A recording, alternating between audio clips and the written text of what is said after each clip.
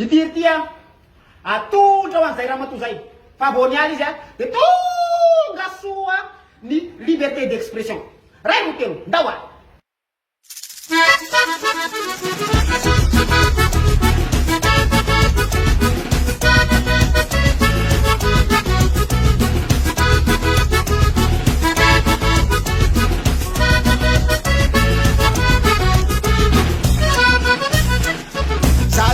Virai manta bava mampanofiratsyka leo mangina izy aloha de mafy tsy menamita tsy zakory zany fa ilalatina vao jereny fotsiny ny olona de mangile vao mandefa resaka mibitsika sondrino reto molotra malamy rano robarike niargimo anao de toy ny olona mivideo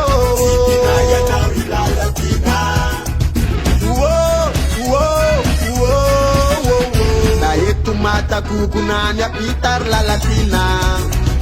ireo taimbavanao tsy mety atinoafarino tavidina ianao vinanao vina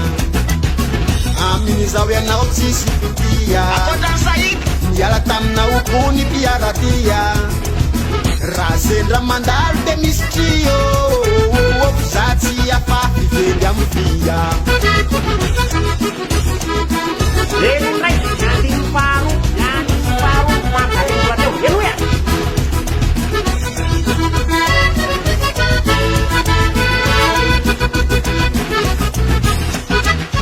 naniry mara na ireo mapara no resana o tonga de kagazo ireo mpanohitra azy ka say manondro tondro alainy any atrano kadrainy atsokosoko re olona tsy tia de mangina tsy mitele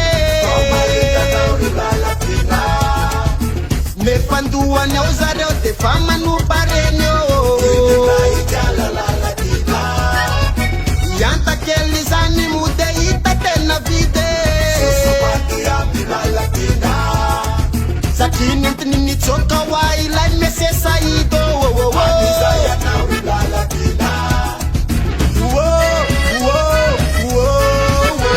na eto matakokonany apitary lalatina ireo taimbavanao tsy mety atinoa sorangefa fa miezaka mama zay tsepianao de samvarino tavidina ianao vinanao vina amin'izao ianao tsisy pitia miala taminao kony mpiaratia raha sendra mandalo de misy trio zatsy afafy vely amy via raha sendra mandalo de misy trio zatsy afafy vely amy via raha sendra mandalo de misy trio zatsy afafy vely amy via tsy mivonona boky ny mirana iny fa nivonina igadra